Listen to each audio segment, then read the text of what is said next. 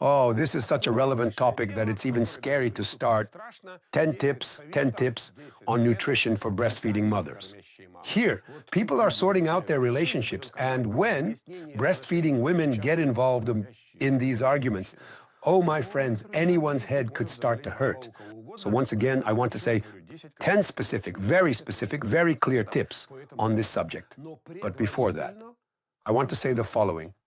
The main goal of all advice and all recommendations from medical science is to make the life of a breastfeeding mother happy, fulfilling, and normal, so that a breastfeeding mother smiles and doesn't turn into a heroic martyr. I want to emphasize right away that such recommendations are in total contradiction with the lifestyle and mentality of our women, for whom the more sacrifices, the more restrictions and limitations, the more the young mother suffers, the closer you get to that pedestal of the heroic mother. Therefore, our goal is to take you down from that pedestal and send you sailing along the happy river of marriage and motherhood. So here are some specific tips. Tip number 1. Medical science categorically rejects any diets for breastfeeding mothers. No diets whatsoever. Forget that word. Tip number 2. Everything you ate before pregnancy and before giving birth, you can eat after pregnancy and after giving birth. Did you eat? Keep eating it. The only thing the modern science asks of you is not to experiment on yourself. In other words, if you didn't eat something before, don't start experimenting with it while breastfeeding. Third, alcohol. Never. Not at all. Not even a little bit. Even a small amount of alcohol can affect, for example, a child's respiratory center. So that topic is closed. Tip number 4 concerns caffeine. Can a mother have coffee? Can a mother have tea? For God's sake, why not? You can. The only thing you need to know is that an excess of caffeine can disrupt the baby's sleep. That's why medical science considers that up to 3 more cups of coffee a day is acceptable for a breastfeeding mother. But if your baby stops sleeping after you've done this, then you shouldn't drink that many cups of coffee. But if in order to wake up, smile and love dad, you need to have some coffee first, go ahead. Loving dad actually helps with milk production. If we even need caffeine to love dad, wonderful. Drink up and enjoy. Tip number 5 concerns what it's preferable to eat. By the way, for a breastfeeding mom, it's recommended to have at least 300 grams of good quality seafood per week. At the same time, I'd like to point out this isn't very relevant for all of us, but still, in large, long-living fish like tuna, mackerel, and some sharks, there can be a high concentration of mercury. So you should avoid those kinds of fish. Tip number 6. Breastfeeding is not a reason to starve yourself. Moreover, you should clearly understand that the daily calorie requirement for a breastfeeding mother is 400 to 500 kilocalories higher than for an average woman.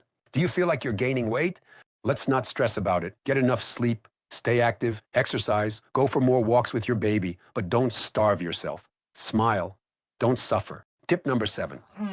Tip number 7 for breastfeeding mothers, as well as for women who are not breastfeeding. Okay, of course, a complete and varied diet is recommended. What does a varied diet mean? Well, some kind of meat, some dairy, a bit of fish, some fruit, some vegetables, some grains, and all this is there. And of course, it's also essential to ensure and follow food safety rules. If you've forgotten these rules, watch our video. Rule number 8, or tip number 8. If a certain product, a specific product, causes problems for your baby, such as restlessness, sleep disturbances, or a rash, it's best not to eliminate this product completely, but to reduce it as much as possible. Reduce it to the amount at which the reaction disappears. But you need to clearly understand, I mean, if you think that your child developed a rash because, let's say, you ate chicken meat, but then you stopped eating chicken and the rash still didn't go away, then the chicken has nothing to do with it.